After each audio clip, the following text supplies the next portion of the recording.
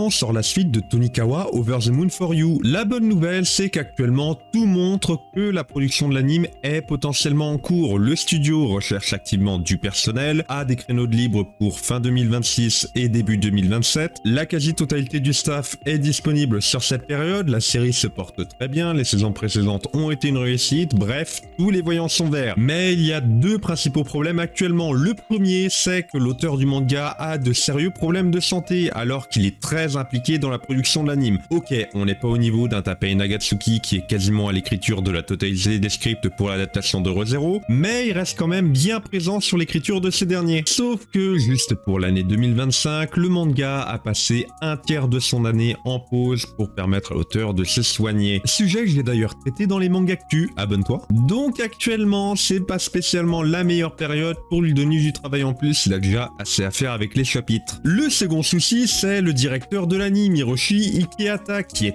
très occupé actuellement puisqu'il est à la tête de Witch Watch, dont on nous a annoncé que la deuxième saison était déjà en production, et qu'il est aussi à la tête d'un anime d'horreur, Kaya-chan wa Kohakunai, qui sort en janvier 2026.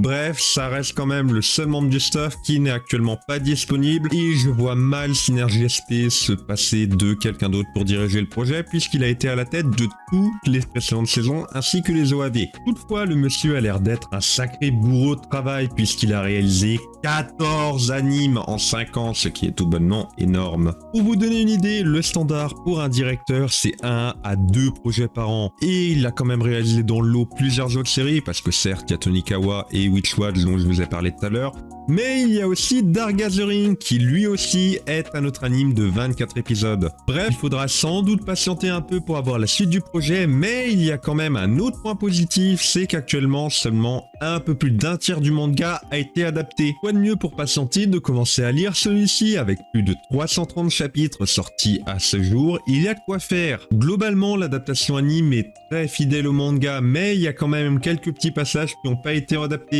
Donc même si la saison 2 adapte les chapitres 48 à 105 et les OAV poussent l'histoire jusqu'au chapitre 136, au lieu de commencer directement au chapitre 137, je vous conseille quand même de lire le chapitre 54 qui a été partiellement adapté dans le 3e épisode de la 2e saison. Dans la même saison, le chapitre 64 a eu quelques passages qui ont fini dans son premier épisode, mais aussi les chapitres 106, 109 et 112 qui ont été complètement skip. Ça vous permettra aussi de vous adapter au style du manga, car même si l'adaptation anime a très bien adapté la série, ils ont quand même fait l'impasse sur les nombreuses scènes d'humour ainsi que certains passages de la vie de couple des deux protagonistes. Surtout que l'histoire gagne pas mal en profondeur à partir du chapitre 137, notamment en nous donnant plus de détails sur le passé de Tsukasa. Vous pouvez retrouver le manga en France édité par Nueve Graphics qui, même si actuellement n'a que 5 tomes, ils sont en train de speedrun la série depuis qu'ils ont fait leur retour en fanfare cet été. Ils ont annoncé qu'ils allaient sortir 20 tomes de la série d'ici octobre 2026 qui arriveront en plusieurs salves, avec notamment les tomes 6, 7 et 8 qui sortent en décembre. Bonsoir, désolé pour le faux raccord, c'est le mois du montage et je me suis rendu compte que toutes les séquences de la fin de la vidéo ont été corrompues.